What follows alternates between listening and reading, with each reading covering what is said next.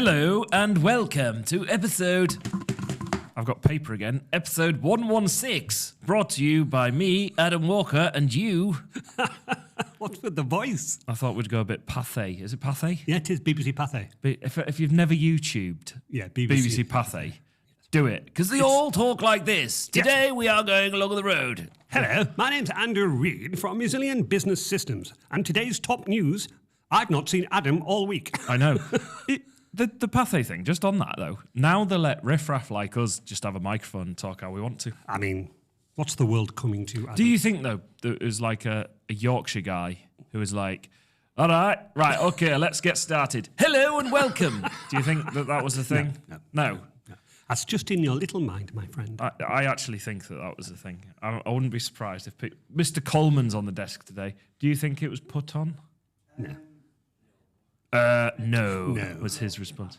Yorkshire Pathé. Hello, welcome to Pathé. I do remember in my early childhood visiting a restaurant and speaking to the waiters, who was Italian, and he flare of Italian, and then I met him outside, broad Yorkshire lad. He said, yeah, I just put it on for the Italian restaurant. Cultural appropriation going on there. Hang on, why is Pathé? I'm Googling. Because it's called Pathé. Is it Pathé? Do you say Pathé? No. Because it's Path. Pathé. I know it's Pathé with an E with an accent. Why is Pathé called? This is great podcast for you looking at your phone. Pathé is named after the French brothers Charles and Emile Théophile and Jacques Pathé. Right, okay. I really don't know why. No. Pathé, name of French business. Okay. Never mind. Pass. Oh, British Pathé. Here we go. World's finest newsreel, apparently. What's this? Oh, no, it's Museum and Heritage. It's not AI. A treasure trove of 220,000 film items. British Pathé Rooters Historical Collection. It still didn't tell me why it's called that. No. Interesting. Anyway, slight diversion. You haven't seen me. Where have I been? Okay, I've been to the Steel City. Sheffield. Ah, there we go. Well played. You are very good, sir. That was very good. Yes, on... Adam, what day did I go to Sheffield? Tuesday? Monday. Monday? I went on Monday. Okay, so I was in here at 6:30 to grab the gear. Right. On a train down to Sheffield. What I found really interesting was it was on train line. It was the app I used. Told me how much carbon I was saving. How clever is that? Yeah, compared to driving. It's quite significant, actually, using the train. So I thought that was really good. I think it's 22.3 kilograms of CO2 I saved. Okay. That's an interesting that you mentioned that point. You know, when we very, very, very, very, very, very first met, and yes. I said, I need you to do my social media. Yes. And you highlighted that we do Weco, and I went, yeah, just do it. And you went, no, you must shout about it. But we have to, Adam. Yeah, I know you have to, but you still talk about it. Exactly. I got a phone call for one of my customers. I won't name them. Hang on. Weco is the effective recycling and disposal of electronic goods. 100%. Yeah. You're not allowed to just chuck electronic stuff away. You have to get rid of it responsibly, and it's good for the environment. It costs Resilient, but we do it because it's the right thing to do. Yeah. Anyway, I got phoned by one of my customers today. We were talking about policies, plans, backup plans, everything like that. And she went, oh, you do realise you are in our carbon footprint policy. I went, what? She went, yeah, we literally mention you saying in order to meet our carbon footprint requirements, we utilise the resources of Resilient Business Systems, who very kindly either Weco all of our old equipment or reutilise by installing like the Zorin OS, and we give them lots of laptops, lots of phones. I went, that's very kind. She went, no, credit where credit's due. Like, wow. I'm in a carbon footprint document. I told you need to talk about it. Very clever. But we should probably work on that from a resilience standpoint to actually talk about it. I'll have a word with Adam. The other one. The good one. The better one. The one that's over there. The funny one. Yeah, so Sheffield. The better looking. Yeah, I was on a media shoot. So it was university accommodation. It's changed, is all I can say. Since your day. Yeah, there was a pool table, put it that way. Very, very, very, very nicely appointed.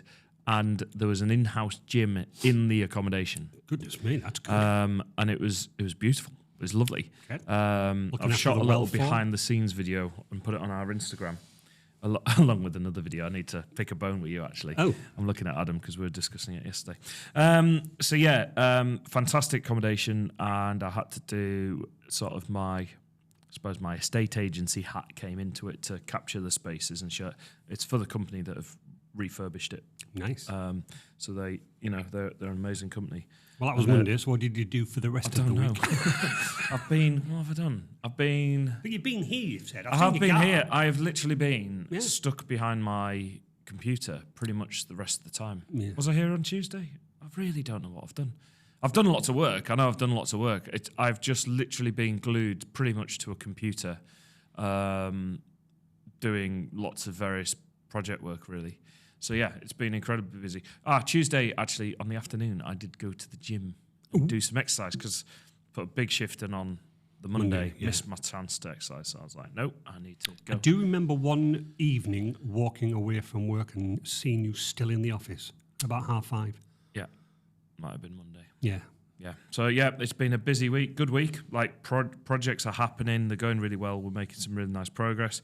We've launched the Team Luke Family Fun Day for 2026. Remember, we had Mark on last year, for those that might have listened. Can we sponsor again, please? Yeah, I'm sure. We will get you the information. You're getting international calls. Ooh, check him out. Sadly, I can't take it. Yeah, so Team Luke Family Fun Day, 16th of May, Blackwell Meadows, giant inflatables, food vendors, live music. But this year, we have the addition of the Wooden Spoon Society. Oh. People may not have heard of who they are, and they are basically, it's a similar sort of, like, it's a rugby charity that support projects for children and young people right across the country. And they do lots of different fundraising, but one element they do is charity rugby matches. So they are going to be taking on Team Luke. So that would be Luke's, great. In memory of Luke's team taking on the Wooden Spoon. So that's going to be great. So they bring players from all over the country. So we were just on the meetings yesterday to sort of basically finalise that we pressed go and we're away. So that's excellent. it's going to be a really good day. And Is really the Wooden Spoons rugby team called Button Moon? And that's just me showing my age. They're called the Wooden Spoon. Can I ask how my friend Terry Knowles' website's going along? It's happening. It's happening. So I've been marketingified. Is that a word? Nope. I've been doing. Do you remember I was on about looking at it from a marketing perspective? Correct. And giving, it's a good opportunity to go through. The proof will be in the pudding, though, when I pop it in front of his face and say, "Is this you?" So yes, but Adam's been working on the graphics and sort of brand elements. I've been working on all of the marketing copy. Right. Okay. We've got a staging site. Can I have a sneak preview later? There's nothing really to look at. There's banners okay. and there's logo, but in terms of what we want to do is sort of style guide it first before we chuck everything in and go, actually, we want to change it. So we're a little way off that. We will have that, I think, wireframed next week. Definitely. I'll have a sneak preview. Yeah, you can have a look then. But in terms of, I'm just trying to get to grips with the terminology. Of course, because it's Terry's specific industry. Yeah, and they do something amazing with data. Yeah, so exactly. it's like, how do I accurately say we do amazing things with data? We've been out. Maybe and that's about. what I should say. Yeah, we do amazing things with data. There you go. We've been out and about. We've actually been to one of our customers' homes and meshed them. Right. Okay. For those that don't know what a mesh is, yes, what is it? You haven't actually applied any mesh. What is mesh is where you have access points that only require power. So typically, for those of you who know, like your router at home, that's classed as an access point, but that's got power to it, and it's got Ethernet to it. Yeah. Yes. So it knows to do that. Typically, when you go out and see these access points in large venues, Len 7, one of my customers, Babbles, one of my customers, really good food. Really good food. The access points. Breakfast Norwich. Never heard of that until I went there. The access points are up in the roof or on the side of the walls, but we've cabled them. Yeah. What meshing is that the lady's house that we went to, I don't want any cables running anywhere, as in network cables. So you power the access points up, but then the other access point uses a backbone and it talks to each other to say, you want any traffic? And it basically passes it along. And we meshed her whole house. And as I always say, you are in the walls And the air. I was in the air, walking in the air. No, not Christmas. I happened to be speaking to my good friend Nick, Mode Shift. Wobbly Hobbly Nick. Wobbly Hobbly Nick. That's because he did his Achilles. And I nicknamed him that. That was horrible. And yeah, he went, you did what? And I told him, and he went, okay, I'll raise a ticket. What? He said me doing that in my house. Oh, okay then. Right. Yeah. And we've also been So basically, you're in the domestic market. I'm in the domestic market now. No, and basically, the second week, I can't mention anything, but I'll tell you off air, we went to 2 places. And commercial restaurants, shall we just say. Yeah. And basically, I'm in. Lovely. We shall talk about that big star, because if it comes off, I would like some very large social media news about that. Fantastic. We can absolutely do that. I've got a question, though, for you Yes, in the meanwhile. So yesterday, I was working on away. Terry's Yes. marketing. I'm just loading my social media so I can show you. I'm going to show you the story that we posted on Instagram, because Mr. Coleman over there was getting a bit worried. Sorry, just not the microphone. Tell me what you see. Horace Strings, Sam Marshall. Efficiency is Adam okay. Send help to Overlook Hotel. Help people, technology. No, that's the other thing. So that was me then ranting. Look at the spell check in Word. So for those that can't see this, it's underlined efficiency loads of times. Right, But that's so- because it's repeated loads of times. No, because I wrote efficiency once. So Microsoft Word has been slightly doing my head in this week. That's what has been happening. Right. So I was working, and yesterday, the example was I wrote the word efficiency, and Microsoft Word goes, red line, Wrong. spelt wrong. I was like, No, it's not. no, it's not. Click on it, and I hate the fact that they've now removed the right click. You by have the to way. left click. Because for years, and for you young folk, it'll be fine. But for us who've had to right click for 20 years, Drives me I insane. still keep right keep clicking. right-click. No, left It's click. like, do you want to copy it? No. I want to do the spelling. Anyway, so I'm slowly training myself to left click. So that annoys me. Yeah. But then the word was spelled correctly. So I'm like, okay, opened Google and wrote the word efficiency. And it went, yeah. And it went, yeah, not like, do you want to spell efficiency like this? And we search for that. No, it was spelled correctly. And Word keeps underlining words for me that are spelled correctly that are not. So I wrote it once. So then I thought, I'll write it again. And by this point, I was losing the plot. So I put a reel out going, is anyone else? So then I thought, do you know what? It's fine, because I can add it to the dictionary. No. Apparently, my dictionary is full. How? Mr. Reed, you support my IT. Why is my word spelling efficiency wrong? So I wrote efficiency repeatedly, and it flagged some. This is I went down the road. It flagged some as spelled incorrectly, and they're all spelled correctly because I was copy and pasting. Have you tried turning it on and off again? No. So, and it was UK dictionary. That's the other gripe I've got. I'm like, I've got AI embedded in this thing, and I could go, write me a story about, and the example I used was a space frog eating a pizza. Write me a story about that, and it'll go, sure, there it is. And yet I can't add the word efficiency. No. Fix it. Okay, I will do. You've got no idea, have you? I do know that the dictionary can get full and we can clear it down. Right. But I don't know how I filled it. It's annoying. It's annoying. Anyway, there we are. Rant over. I feel better for that. I actually called you out on socials going, I'm going to have to challenge Andy on the podcast. So there we go. So, just avoid the word efficiency if you're working on Word. Right.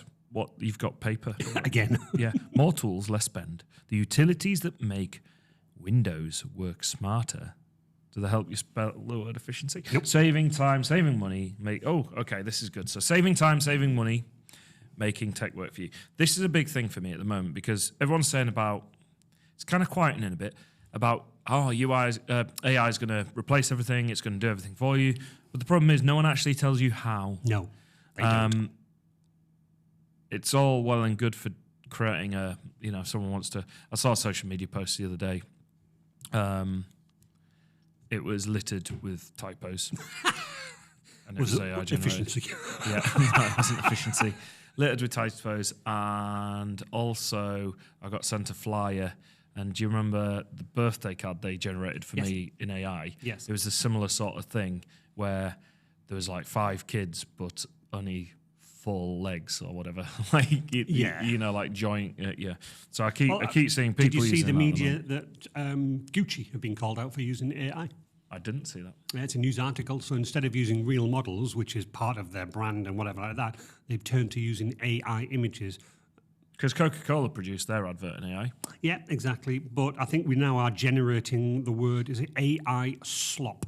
Yep. AI Because slop. people are just going, generate that for me, use it. Generate that for me, use it. Very good video on, it's the Corridor Crew. I think it's their Corridor channel.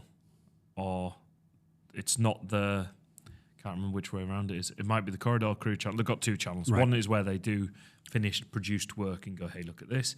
The other one is like the behind the scenes. So they debunk stuff. They did a good one where they're debunking AI. Yeah. There's a AI video on social media where it's a guy taking on goats Yes. with like on a pogo stick. Let's see how the goat does with this, and like wipes it out. And obviously you're like, this wouldn't be very healthy to the goat. And then you start looking into it, and you're like, oh, hang on, it's AI. You know, there's things like this, like you take a goat on roller skates. There's lots of videos on Facebook at the moment where it's showing clips, and it's like, oh, praise this policeman or praise this, and you absolutely look at it and you go, that's AI. You know, there's a one where there's a police in America. You see the car pull up, and it literally slides. And I'm Sideways. Like, sideways. It can't do that. The police officer then takes the bike off the young boy and drives away. The boy starts crying. The police then, it stops. The police come back, and he's got a bike on his roof. How it's held on the roof, I have no idea, because he doesn't unstrap it. And then he lifts it off, and it's got no dynamics. If you know when you lift something, and it's just so yeah, but AI if you're generated. half paying attention to it, people would, you know, there's AI generated videos of Michael Jackson stealing chickening. Yeah, exactly. I saw that as well. Yeah, but underneath, like, loads of comments and, oh, that's a really nice thing. And I'm like, it's AI. It's false. Yeah, this is the issue. That is a separate video in That's itself. a separate video in itself. Free and low cost utilities that make life easier. This is a really good one because I've answered some questions recently about people. People are asking me, like, what do they do? And there was someone actually talking to me about they wanted to do a podcast. Can they come and do it with us? That's very nice. And I was like, yes, absolutely. Yeah. And then he said, you know, obviously I'm starting, it's budget, it's early. And I said, you can just do it yourself. And I'm always a believer that, you know, if we're the right business for that individual, they'll come back to us when the time is right for them. Yes. To do with that. So I'm always a big believer in using a lot of these tools in order to get going. Yes. I think it's really important. I think it's important if it's easy to look at the all singing, all dancing stuff. Like my first camera was not the camera I use now. No. It was good enough to start. Yeah. And I would strongly encourage anyone that's trying to start anything, whether it's a business or a hobby or whatever, good enough to start. Like, don't go, I wouldn't say go super cheap because you'll only end up buying twice. You buy cheap, buy twice is kind of the saying. However, you know, there's things out there where you can really make a start. Because someone's asking me if they need to buy Premiere Pro. Now and I was like, well, do you know you're going to do this long term? Yeah. I said, do you know there's DaVinci Resolve, there's a free version, there's Instagram edits, there's CapCut with TikTok. Yeah. What videos are you trying to do? So why have you put this forward then? So this is basically, I was sat working today. I've done a lot of sitting behind my desk as well as being out on the road. And it just struck me that I utilise these things day in, day out. Maybe not every day for some of the utilities, but what's also interesting is that I've managed to give these opportunities to other customers. So, you know, I'll come on to each one of them. But for my top 2, I use something called Microsoft Power Toys. Now, this is a free utility that you can install direct from Microsoft, and just think of it as a turbocharge for Microsoft. What it is, it's a group of Microsoft developers that go, wouldn't it be good if they develop it in Power Toys? If it gets enough backing, if it gets enough likes, if it gets enough movement from other people, they then embed it into Windows in the next release. Ah, okay. Okay. So all I've done is I've done a couple of mine on there. So for those who have multi-monitors, Yep. Or large monitors. I like had, I've read it. I had this problem the other day. Yeah. Now, I also believe this has already been on the Mac. When you shake your mouse, the cursor goes huge. Depends on the setting. Right, okay. For Microsoft, there is no option as that, but there's something called Find My Mouse. So I've got a huge 32 cursor. Sometimes I lose it. I'm like, where's the mouse? Yeah? Yeah. Shake the mouse, and it brings up a white circle. And I go, oh, there it is there. So that's a great one. Fancy zones, now, whoa. Do you use the snap functionality within Windows? Yes. So, and it's quite clever, isn't it? It's very good. Right, split your screen Yep. left and right. You can split your screen 4 ways. Yep. Do that So way. for people to understand that, you just drag a window to the side. To the side of your monitor, and it will snap. Yeah. You let go, it halves the screen, and then it brings up your other open application that says, which other one do you want to snap? Yeah. And you click that, and it allows you to snap to different applications, the same applications, and it makes life working a lot easier. Yeah, it's so very I good feature. snap Teams to my right-hand side, and I snap Outlook to my left-hand side. It's perfectly down the middle, and I've got great, I can work on them both. Right. Where I then begin to get clever is that what fancy zones do, it allows me to define my zones in the middle of the screen. Okay. Okay. I've never used this. So No, it's educate me. yeah. So how I explain it to you, my friend, is that on the left-hand side, I've got my remote tool managing software. So when I remotely connect to your machine. Yep. Yep. I launch my software and I snap it to the left-hand side. I typically snap Google to the right because typically I'm diagnosing problems. Yep. Why is my word spelling efficiency wrong? Yes. No idea. No idea. When I double click to remotely connect to your machine, it launches a separate window. Yeah. Okay, but that window, I'm always ending up going, move it slightly and open it slightly to make it bigger. What you can do with fancy zones is I've created a zone, and imagine I've got zone 1 here, half of my screen, zone 2 here, the other half of my screen, and zone 3 slightly off center, but up a I've little seen bit. you do that. And when I drag my thing, it snaps to that exact size every time. Okay, that's cool to know. So it's really quite clever. I'm going to walk in and Mr. Coleman's going to be doing this. Absolutely. There is advanced paste, and paste is plain text. You'll know this. When you're cutting copying things from the web, Which we do a lot. which you do a lot, you will copy it into your application, and it will typically take the formatting with it, and it drives you mad. Yeah, I had that issue yesterday. Yeah, exactly. What you can do with Power Toys is if you press, you obviously Control C, Control V. If you press Control Windows V, that pastes as plain text. So it automatically clears all the formatting and puts it into your application. This is in the detail, but this is like quite good little time savers. I like these. Absolutely. You can also use advanced paste. So when you right click, you can have an option that says advanced paste. And get this, my friend, copy the word, let's say efficiency. Yeah, spelt wrong. Yeah. Copy the word efficiency and capitalize it, structure it as capital text or all lowercase. That's good to know. Yeah. That would be very useful. Very useful indeed. Not that you would use this functionality. So again, I'm going to go really technical. Do you know what JSON is? Yes. Structured markup language, isn't it? Yeah. I know it. Okay. No. Yeah. I understand that. Yeah. JSON allows you to take data and format it correctly. Yes. So if I've got names, Andrew, Reed, you could have names as the JSON data, and it could have names, Andrew Reed, Adam Coleman, Adam Walker. You could have JSON that says first name, front name. Okay, Blah, blah, blah. You can copy a whole load of data and paste it as JSON, and it will absolutely just go, all right, fine, I've done it for you. Or you can copy JSON, and it will automatically transfer it and transpose it into normal text.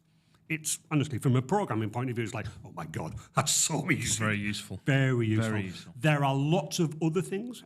Power Toys. Now, again, I absolutely love Spotlight on the Mac. Yep. Oh, what a...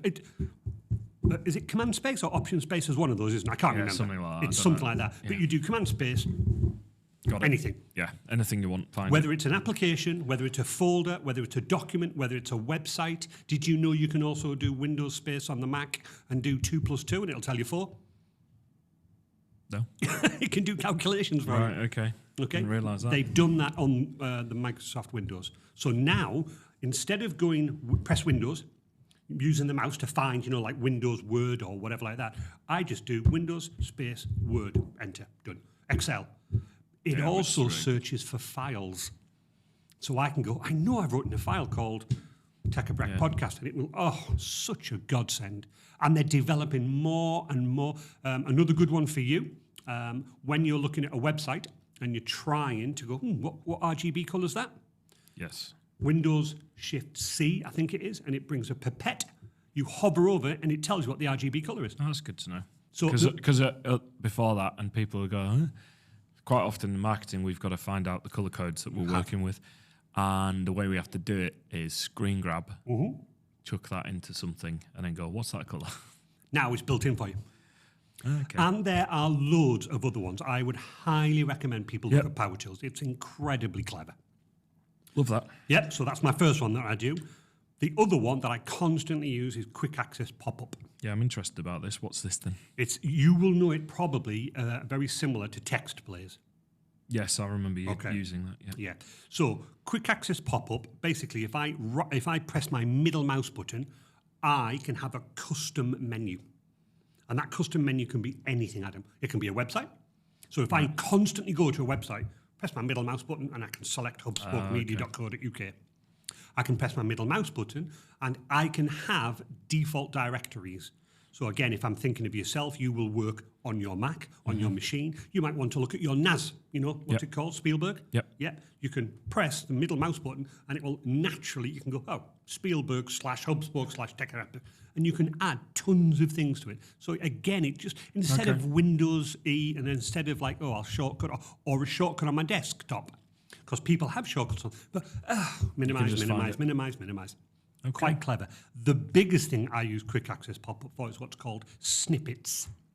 Yep. So a snippet is something that you type constantly. Adam, this is how you spell efficiency. If we have that phrase, Adam, this is how we spell efficiency, you could put it into a snippet and then you would type a key combination that you would never normally use, hashtag FEFF, hashtag, I'm making that up, and it will then delete that and then type the word efficiency. But you also think about it, my friend. Let's say that you type in an email, you're quoting for a job for me, and you would go, hi, Andrew, here is your blah, blah, blah. And you would always finish off saying, please, always available and happy to call, chat if you need any questions like that. You could do hash finish email, hash. Does it? And it literally fills in everything for you. What I specifically like about Quick Access Pop-Up is that you can, macros. Think of you constantly filling in your websites, where it's saying ask for username, password, or, my name, my address, whatever. If you type hash, fill in form hash, Adam Walker, tab. Press the tab, page down, Alt-E. Oh, so it does it. So it's really clever. So I did one yesterday that, and again, I'm going way beyond this. You know that whenever you look at a website, typically it's got a shortcut.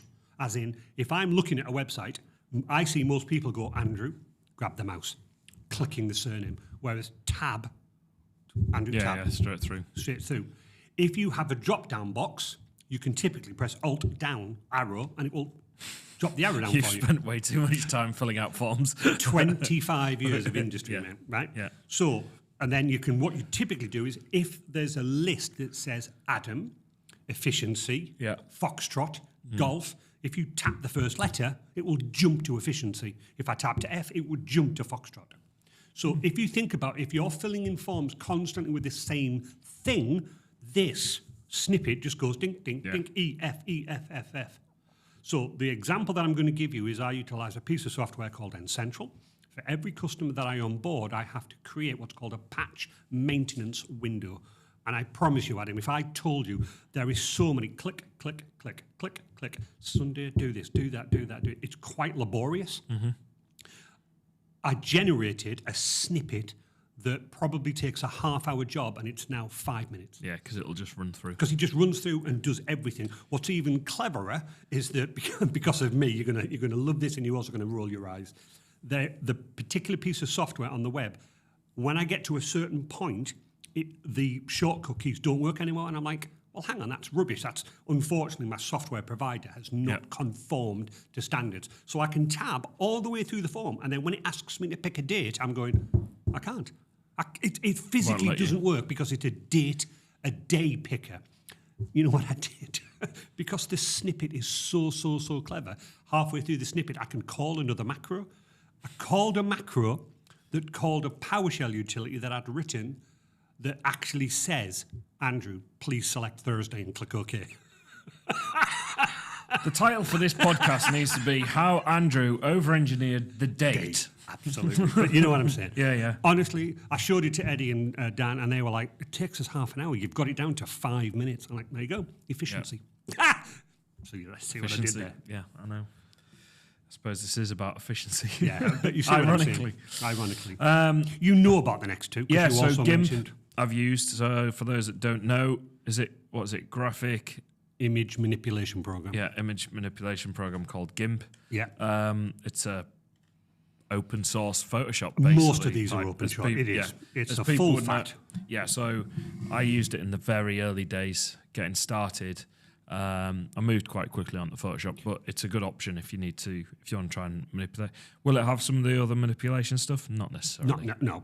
Michelle's got Photoshop, you've got Photoshop, because it just does. Photoshop is brilliant. Yep. And the other one, like you've got PDF 24 here. Yeah. Sorry. I'm boring you with all this. We use Adobe. Yeah. But PDF 24 really handy for manipulating PDFs in terms of. It's hard, sometimes it's hard. You get a PDF sent to you, and I can't do anything with that. It's just as is. But PDF 24 allows you to edit it, merge it, split it, chop it, change the orientation. I scanned some news articles in the other day that have gone out for a client. They came in landscape.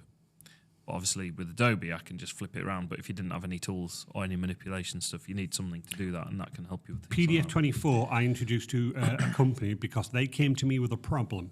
The problem is they would get a PDF report from one of their suppliers. Yep. They would say, that's fantastic. However, can we have like version 2 or can we make some changes to this? They would then get another PDF. That was great for them, but these PDF pages, my friend, were about 150 to 200 pages long. Can you imagine going, well, where's the changes? Yeah. What PDF 24 allows you to do is upload 2 PDFs and you hit the compare button. And all it does is it flags in red where the changes are. Yeah. And they went, oh my goodness me, Andy, fantastic. It's 100% free. Version control is a massive problem. Well, there you go. You could use PDF 24 to compare all of them. Or Teams. Or Teams, yeah. Okay, Microsoft Phone Link. I have used this. So this is, on Mac, you can airdrop files, basically. So this is, I suppose, well, it's more of a phone utility, but it allows you to basically pull your messaging through and things like that to your. I did have it set up, but it kept pinging. I've got a thing about notification. I get notified too much of too many things. You can quite easily turn those things off. Yeah. I have. So I've done those, but the clipboard sharing is one of the best things, and Mac does it so well as well. It does it so well. In terms of copy and pasting text. Could be a 2-factor code. It could be a 2-factor code. You copy it on your PC and then you paste it on your phone. Yeah. It is just unbelievable. So useful. Having it linked to my PC, people text me. I don't have to even pick up the phone. Well, that's the other thing. Sorry, am I boring you again, matey? Sorry. I'm tired. It's been a busy week. You can text message immediately. It's getting better and better. So one of the things I can do now is I can take a photograph on my phone. Yep. Go to my PC, right, and then just click on my phone, and it will show me all the photographs, and then I can just right-click and drag it to my PC. Yeah. Such a useful thing. Absolutely. Especially in this day and age and if you've got a Windows machine, you think, I don't have AirDrop. Well, you should check that out because actually that's really useful. Because otherwise you're having to email it to yourself or upload it into a drive or something like that. Just so easy, man. So that's a good one. Notepad Plus. What's this? I use Notepad a lot actually. Do you? Yeah, like both on my phone, but also on my PC. Because sometimes you just need to go. I need to copy a line of text that I don't need to save in a document. I'm probably only going to need it for the next 20 minutes. Yeah, and then I'll delete it. What is Notepad Plus Plus? So Notepad Plus Plus for me is, as it says, it's lightweight. It can have multiple tabs. Yeah. So that's easy to do. Once you paste stuff into Notepad, very much like Notepad, as in what Microsoft's now doing, it auto saves. But the reason that I like it is that you can have macros, you can have additional functionality. Paste a list into Notepad++, highlight it, select edit, and then select sort. Oh, It so will you can automatically sort it right, for you. Okay, so it's got. You can highlight it, and then you can say change the case of it. Yep. You can have macros in it, so you can tell it to do things. One of the real things that I really like, when sometimes you cut and copy something in, and it is almost like an Excel table or a table. You've got lines of information, and you want, I only want the names. Yeah, and again, how do you do that? You've pasted it in, you go, highlight Andy, paste, highlight that. Press the control on Notepad+, and you can click the first letter and drag, and you will only select the table. Oh, right, okay. So you can just go, there we go, I've only selected the middle bit of the content. It is, you've said lightweight, but so just powerful. simple. It really, again, my go-to, instead of Notepad now, I use Notepad++ because it's just so Is that easy. a Windows app then? It's a Windows app only. Right. Yeah.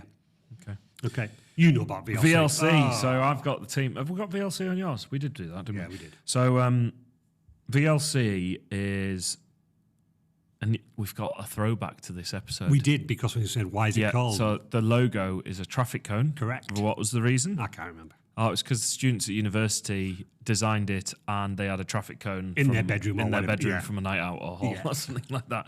So VLC Media Player, it's a traffic cone. It's just a very straight up video player. I've used it for years. It does what it says on the tin, Adam. Yeah, and we've got it. So like when the team are, we deal a lot with video files. We use this just when we're as soon as we're out the editing software, it's the default player. I find it loads quicker.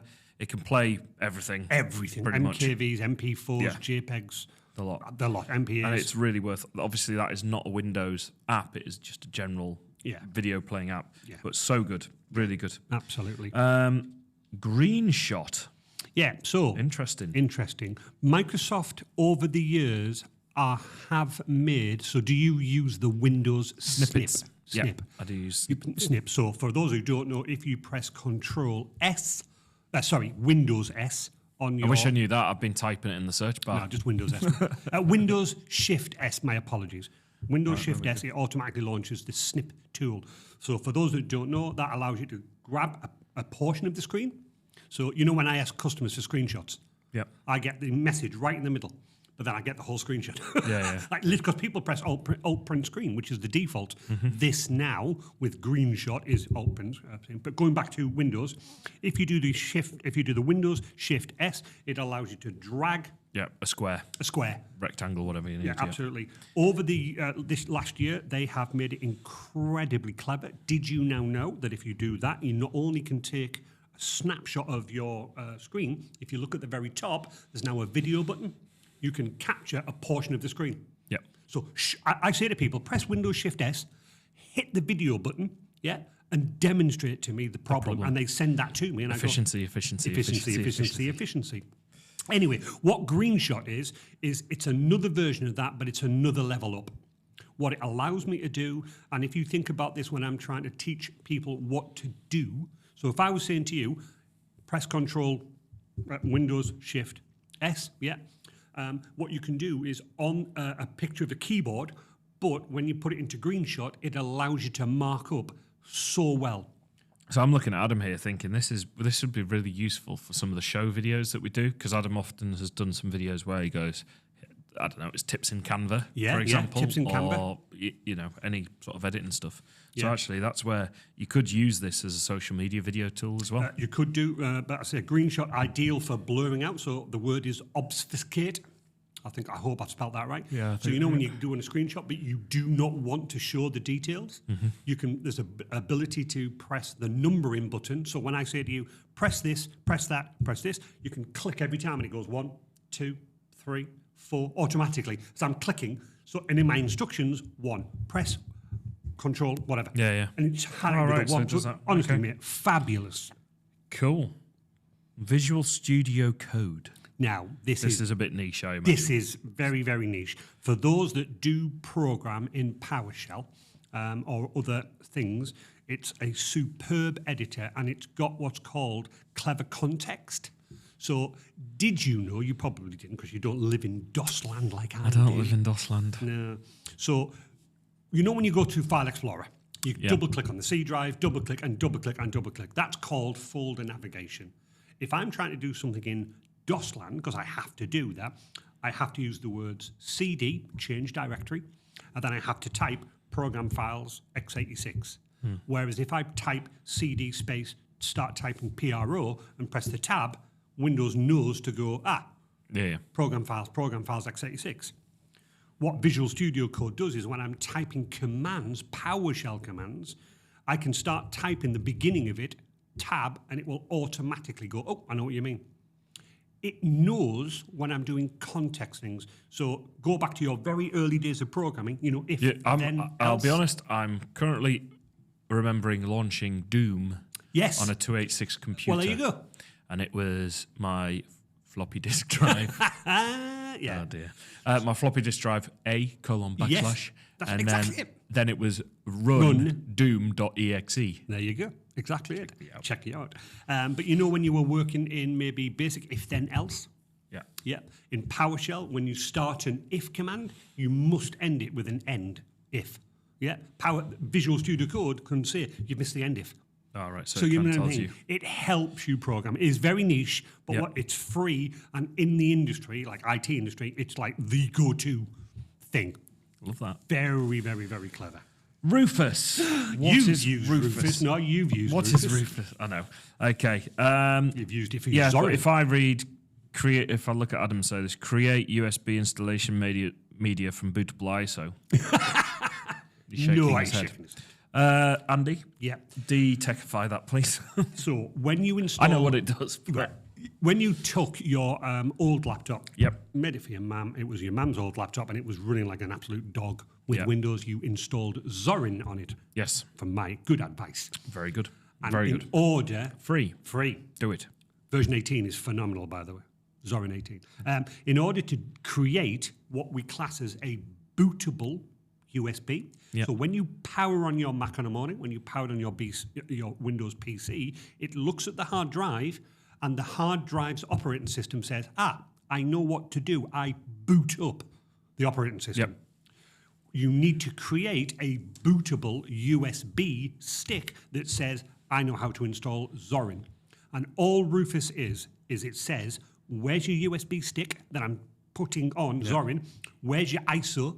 And I remember the episode when you followed the Zorin, you went, I didn't really know what I was doing, but I went, click to download the ISO. It then said, install Rufus, and I went, okay. You typed it and you installed Rufus, and then it said, launch Rufus, you did. And it went, select your USB drive, select your ISO, and click burn. Did it? And then did it. Then turned on the computer. Yeah. Mash the delete key. Correct. Choose the USB. Choose the USB to boot. Install Zorin. Yeah. So And for, there you go. You've installed an operating system on a computer. honestly, mate, Obviously, I do have a bit more of an idea. that to me, it's from an IT point of view, it's our go-to Yep. Rufus ability to do stuff Really like good. that. Really good. Image Magic. Now, I haven't used this. again, I am getting very technical, but it is a lightweight editing tool. So again, it's like the GIMPs and the Paint.net, but it's not as heavy. What I use it for is, when you log into your Microsoft 365 screen, Adam, Yeah. you see your lovely I see Hubspoke. something. I see something. Yes. I see something that tells me it is mine. Exactly. That is what I see. Absolutely. We're not telling people what we see. In order to generate... It's a picture of Andy's face. It is. Smiling. Hello, Adam. We In see order to something. generate that image, Microsoft asks you to create different versions of it. This size, that size, this size, that size, this size, that size. Typically, I would go into Adobe, load the photograph, file, size canvas, file, blah, blah, blah, save as, and so on and so on. Yeah. What Image Magic allows me to do, and again, I'm geeking out, mate, it's a command line utility, but I can go Image Magic, name of file, name of final file, but then I can choose the file size.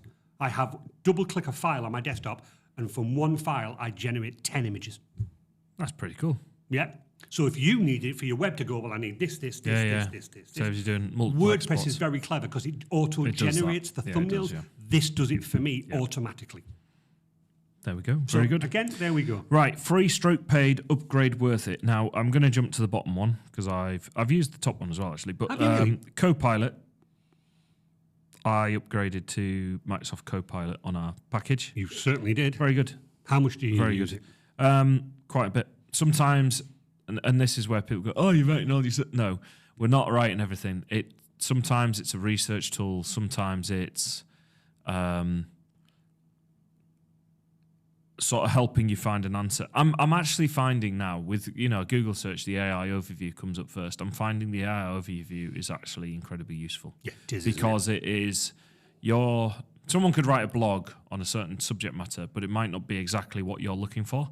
An AI can kind of interpret those blog things, bring them together, and then you can click on the sources to then pinch together. And I always click on the sources to then have a look. So yeah, Copilot, it's been really good. Transcription tool in Teams has been great. And that comes with the Copilot add-on. And then I can also go, what actions have we got? Summarize the actions, and then you come out with a very clear. Our friend Dan Holiday has just purchased it. Yep. Because he says the exact same thing. Yep. It's very good. I was on a customer site yesterday, Thursday morning. The gentleman that I was speaking to, we look after a site in the UK, but it's a global site. It's a global worldwide. Mm-hmm. So they've got sites in Germany, they've got sites in Spain, Mexico, and the gentleman is basically in charge of the IT, and he subcontracts the on-hands work. Because bless him, if there's a problem, these people can remotely connect from Germany and sort your printer out, sort your efficiency not spelling correctly. But if there's a hardware fault, this company rings Resilient and goes, really sorry, can you go on site, 45-minute drive, and I'm sat there doing, gosh, that's really bad in terms of that, when there's new PCs. So that's how it works. Occasionally, this gentleman comes over and we meet, because it's nice to meet face-to-face occasionally. Yeah. We were discussing Copilot, got into a very, very lengthy conversation. What he used Copilot for that I was like, wow. Bearing in mind, they are a really big company. They have over 400 software applications. Okay. I mean, yeah. Wow. You could go Adobe, Microsoft. You'd begin to struggle. In fact, I've deliberately kept them to a minimum. They have 400 software applications, and they are running risk analysis of these 400 software and applications. This gentleman had an Excel spreadsheet, and he basically said this listed all of these 400 software applications. He wrote a prompt in Copilot that said, reference this spreadsheet, and I need to know, is the software up to date? Because it had the version number in the Excel spreadsheet. Is there alternatives, cheaper alternatives? I want to know any risks. I want to know any securities. Remember, we were talking about the Substack breach. He wrote, please double check the company's history. Have they suffered any data breaches, etc., etc.? 400 applications, fed that into Copilot. 10 minutes later, he had every answer he could have done. It's good. I mean, it's very good. It's very good. It's good for analysing stuff, yeah. He basically said, if I'd have done that manually, Andy, it would have been days. I've had a go where I've written the core copy and then said, right, this tone of voice is correct. Do not change the tone of voice. Right, it's all in the prompt with Copilot. It is.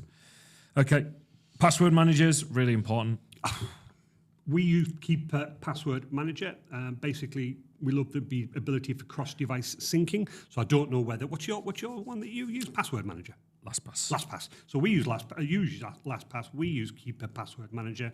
The reason that we chose Keep Password Manager is it's got the ability to set up a shared area. So I put a password in once. I put it into a shared folder. Everybody in Resilience now got it. It's got the ability to autofill. And what I mean by autofill, not just on the website, because I've seen yours. You click on a website and it says, do you want LastPass to autofill? The exact same with Keep Password Manager. What I really like about Keep Password Manager is, again, when you log into your Microsoft 365 portal, Adam? Yes. Yeah. Asks for username, asks for password, but you have to press enter. Then it asks for your password, then it asks for your 2FA. We've now got it set up that if I highlight the web page and press Control-Shift-M, it types the username, presses enter. Types the password, presses enter. Types the MFA code, presses enter. I love the amount of... I wish we could measure the number of seconds you save with these things. Unbelievable. So really, really, really good. And again, the ability to Keep a Password Manager has some built-in add-ons. Yep. And what's really clever about one of the add-ons is that it will automatically look up on the dark web and say, your password's been compromised. Yep. So again, fabulous. LastPass Really has good got, look at. yeah, Yeah, I couldn't recommend. I mean, it more to they're all similar. So Yeah. Password Manager is great. Text Blaze, I've used that. That was like the snippet thing where That's you like put the in a snippet thing. / welcome email. Oh, create it's that. just so good. Yeah. Honestly, absolutely fantastic. Okay, so other popular utilities, LibreOffice. I've used this. It is very good. Very, very, very Basically, it's the equivalent of good. Microsoft. Microsoft Word and Excel and PowerPoint and all of those things. So yeah, really good to have a look at. If you're on in terms of Zorin, fantastic. Yeah. It will automatically load Google Docs, Microsoft Docs. So again, fully fledged, open source. Again, I probably wouldn't advise it for people that are working in business because there is always the chance that I open up a document or I create a document in Libre, send it to you, and then Microsoft does have to decode it. And it might, looks a bit odd, Andy. So again, if you're a business, just make your life easier. But if you're a single business or a home user that doesn't need the full functionality of Microsoft LibreOffice, I can highly recommend. Yep, it's really good. ShareX, I've never done that. Advanced ShareX. screenshots and recording, GIF create. Okay. Oh, absolutely. So again, it's a power use alternative to screenshots. So, not so much nowadays because you have got the image generation, Nano Banana and things like that. But if you want to create a little GIF, it's superb to do it. Again, the advanced screenshots and screen recording. Link to OBS Studio. Have you ever used OBS Studio? I was waiting to get to Right, I'll hand over to you. We're going to be doing more with OBS Studio in here. It is fantastic. It's great. OBS Studio, open broadcast software. Yep. Yeah. If you've watched anyone streaming on Twitch or YouTube and doing gaming stuff, the chances are 99.9. they are using OBS to manage the screen overlays, the animations, and I got to grips with it in lockdown because we were doing so much more virtual stuff. So I had holding pages, I had scrolling through stuff. I've done it for DJ streams as well. Yeah? Yeah, so it's like live stream starting soon, kind of messages and things like this. OBS is brilliant. And it's actually, once you get used to how it works, and it's really simple in the way that you'll have so many scenes. Yes. And then you can layer text, and then you can get the text to move. So you could just say move from here to here Yeah. at this speed. Yeah. And yeah, it's great. And then you can input different cameras. So if you had loads of different cameras plugged in individually, you can go take a feed from there, take a feed. You can then drag those feeds around. So you could have an input from your computer screen, which could be, in case of gaming, could be gaming. But then you could have a small box in the top right, which is the selfie kind of looking at camera. you. Yeah, so people have used that. But then what you can do is then put graphics over the top. So if you create PNG files, Yes. little design things, I don't know, like a little border thing, you say you wanted flames around Yes. your gaming screen, you could have flames coming over the top of that. And that's added an extra layer. Yeah, and the other one that I've looked at is someone who's streaming. They were looking at this, how does it animate and move? I'm like, it's interesting. So what they've done is they created an image that sits there, and then they created an animation of the image that sits on top of. All right. So when it's sat there, so the video disappears, and it leaves the image. I'm probably getting too technical. Leaves the image and does it. Text is scrolling behind, so you can like do all sorts with it. It's really good, and it's just kind of like if you just create the files that you want, i.e., an image file, a video file. You might want to play stuff in. Yeah, and yeah. You could create all these different scenes, and you can transition between them. It is a fantastic piece of software. It's completely free. Yeah. It's great. I see a lot when I do watch a lot of YouTube. I do watch a lot of game streaming. I do watch a lot of people who are demonstrating things. And the guy was saying, I use OBS Studio. It is so good to show what I'm doing. Yep. Full screen, my screen. But then if I want to pop an animation of me talking, I just instantly add another layer, add OBS. If I then want to show a game, but then I want his one earlier, you see it swirling off and swirling back in. You went, honestly, in OBS so Studio, you can set your transition period. Yeah, all sorts of stuff. It's great. So yeah, really, really powerful piece of software. If you're looking to do something that's online video, you can use it as a virtual webcam. Yes. So you install the OBS virtual webcam, which means that when you're in Teams, you choose the OBS virtual webcam as your webcam. So whatever is in OBS is then your webcam. I went right down the rabbit hole in lockdown with this. I bet you did, mate. It's fantastic. So, I just want really to touch very quickly. Microsoft have just released an update for Teams, which I found incredibly good. I had a customer that said at home, the laptop, which they normally have docked at the office. So when they're on Teams, the laptop has the webcam. He went, when I'm at home, I shut the laptop because I've got a screen. Yep. Yep. And he went, I'm fine with that. But when I'm on Teams, he went, Cameras on the laptop. Cameras on the laptop. And then he said, can I have a USB camera? And I went, yeah, you absolutely can. But I went, you do know that now Microsoft Teams can use your phone? He went, no. So we set it up, and he put his little phone on his charger thing. Yeah. And I went, go into Teams. And I said, tell it to use the camera of the phone. And he was like, God send Andy, thank you. Yeah, it's good. There's the software, like until you look at these things, you don't really fully appreciate it. So yeah, OBS is brilliant. Yeah. ZZip, NanoZip, what on earth is Right, that? so you know when you get people that compress things, Windows Yes. 11 now has the ability to have zip files. You right click and say send as compress. Yeah. It's fabulous. In the early days, you used to have, remember WinRAR? I was going to say WinRAR. Adam Coleman is just going, what? So there used to be .rar May files. as well have told him we invented the wheel. Yes. You used to have .zip, .rar, Yeah. .tar, .tgz. Tar, yeah. See, me and you are going back in the... Yes, exactly. What happened is somebody went, I'm tired of being... I need to install WinRAR, I need to install this, I need to install that. 7-zip basically handles every single format. You're giving me a trip down memory lane. Does it say Winamp next? Winamp, what a great program Heard of that Winamp, was. Adam? No. In the days... Winamp was the best thing ever. the best thing if ever. you had Winamp, welcome. Right, okay. Does Winamp still go? It does. Does it? Right? Absolutely, mate. Man, I might have to do it for nostalgia. I used to get all the themes of playing. Yeah, so did I. Yeah. Fabulous. So you're right. Anyway, sorry, people. Final bit to finish on. Right, when I install lots of these apps as portable apps. What? Yes. So, for the standard user, my friend, if you want to install Winamp, you would have to download the file, double-click, and it installs it.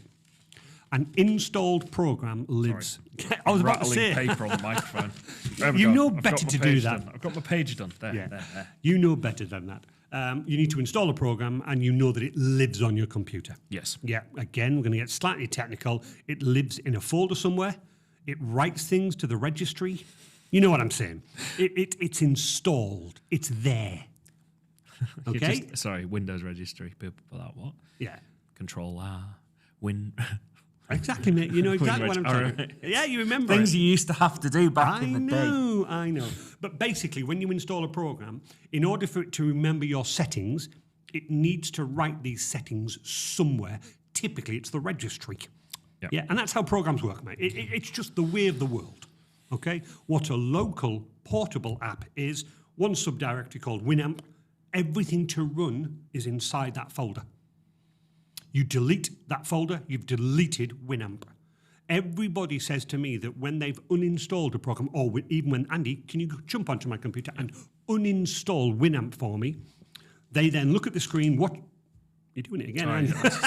They look at me running around the screen, and what I'm doing is I'm going, delete it there, and then I go into the registry. I go to HKey local machine software, and I'm like, delete. Just for people, don't mess around with your registry files if you don't know what you're doing. You will just absolutely break your computer. Oh, absolutely. But I'm deleting things in the registry because I'm saying when I uninstall it, the software actually doesn't clear itself down very cleverly. I won't name a company, but antivirus software is a really good example where you delete the software. Nope. And it's deleted. But they can still get messages. Yeah. So that's But a portable app is basically somebody's done it where everything's just written to the local folder. Yeah.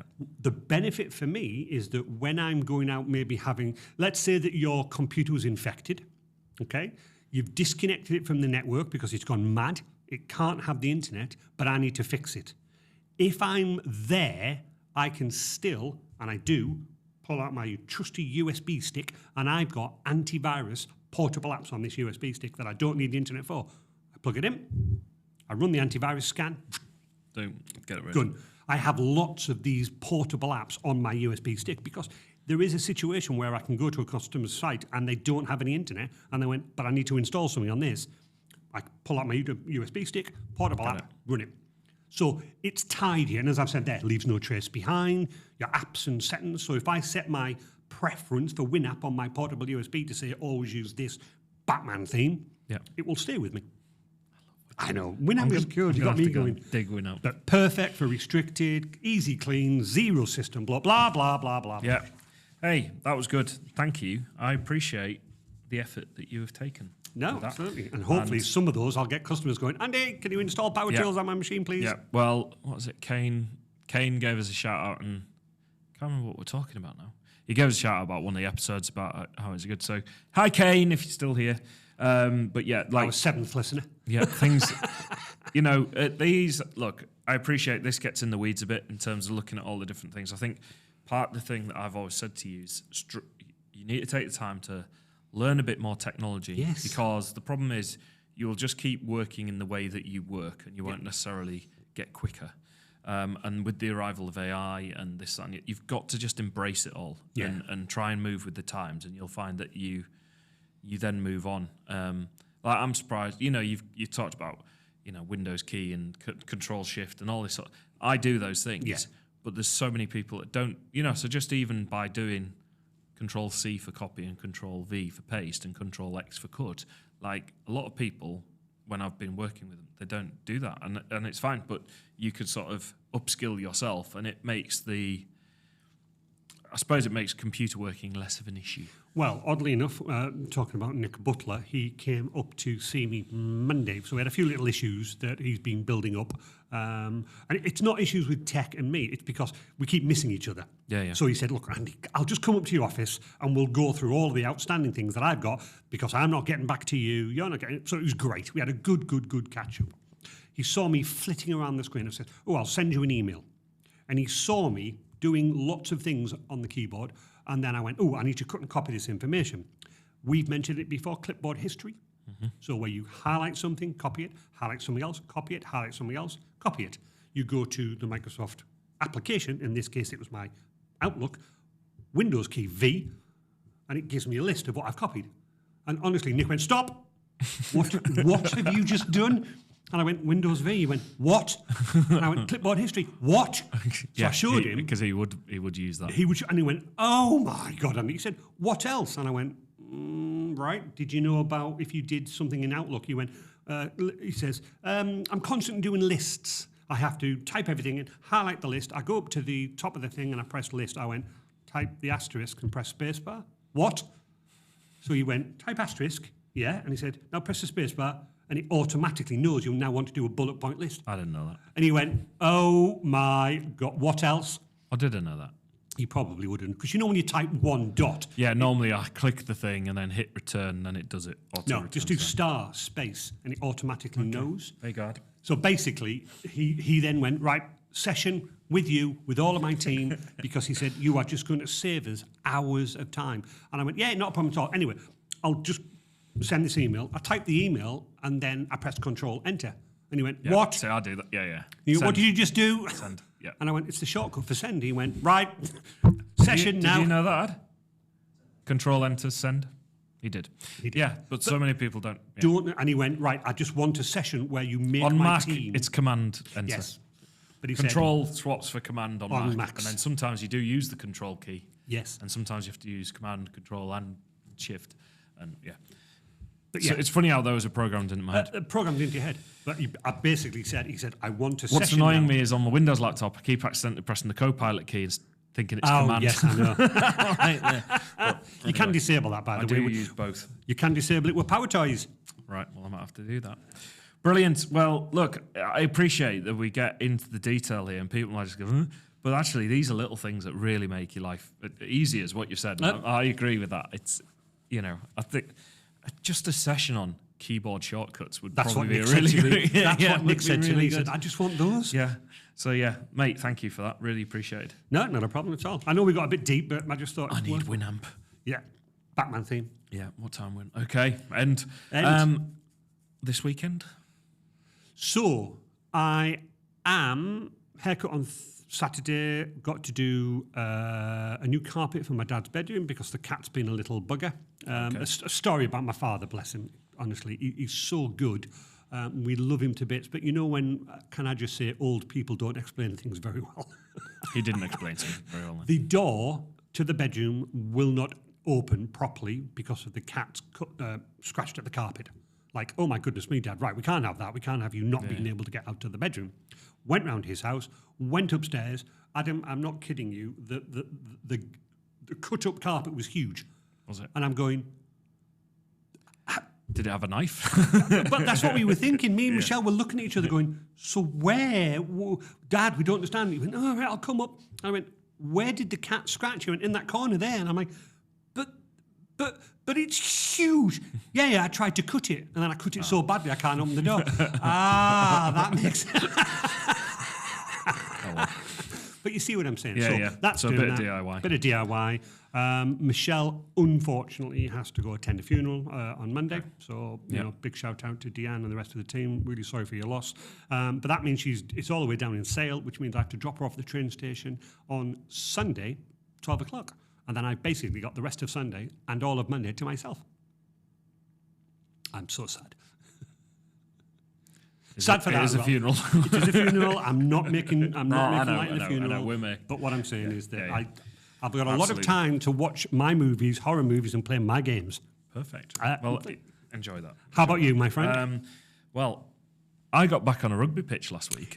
Wow. I've had some time off, bit of a sore neck and this, that and the other. And I wasn't actually planning to play. I got a message 35 minutes before kickoff as I was pulling back on the drive from coaching the kids other football. rugby. Kids Football, yeah. And it was like, we are really stuck. Can you help? And I went, we lost, but I did score. Oh, well done, my friend. Yes, but I'm back playing tomorrow. So Okay. I'm back. That's why I'm yawning a bit. I was at rugby training last night. Then when I got in, I did my weight session. Oh, gosh, so I'm working hard. I'm working really hard. So tomorrow, playing Hartlepool. So I'm doing that. Kids, so what have I got? Kids football tonight. Kids football in the morning, 2 lots. I'll be at one of them. Then rugby in Hartlepool. Then kids rugby on Sunday. Monday, just coming to work for a rest. Yeah, exactly. However, over that weekend, you will install Winamp.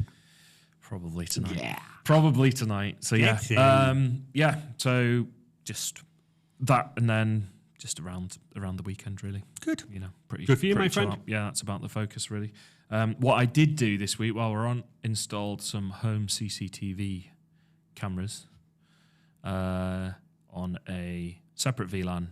Nice. Sorry if I'm losing you people. Separate VLAN. However, it was like trying to look at each other. It was hardwired into the network. Here we go, network geeky. Hardwired into the network, but I had to put that port onto the right VLAN, but then it wasn't sharing through the port sharing stuff, so I've had to sort that out. Anyway, I've got CCTV cameras. So there we go. Talking again about Nick, he was talking about meshing at home, and he went, the software that you've spoken about, the Ubiquity, he said, can it do VLAN? I went, yes. Can it do kids scheduling? I went, yes.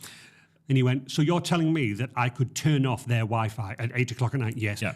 Come round, install. I am sat on my computer the other night doing this, and I'm in my Ubiquity software for the network. And Zach's over my shoulder. I was looking at the firewall rules and blocking. Yeah. And he went,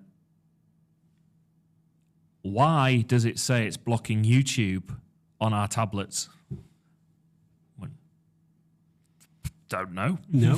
He's like, are you telling me this whole time you've been blocking? Yep. Because obviously we're doing family security. Maybe we should do an episode on how to family security. That would be a good one. So then, as he walked out, I'm like, I'm gonna have to digitally wrestle with him over the next few years.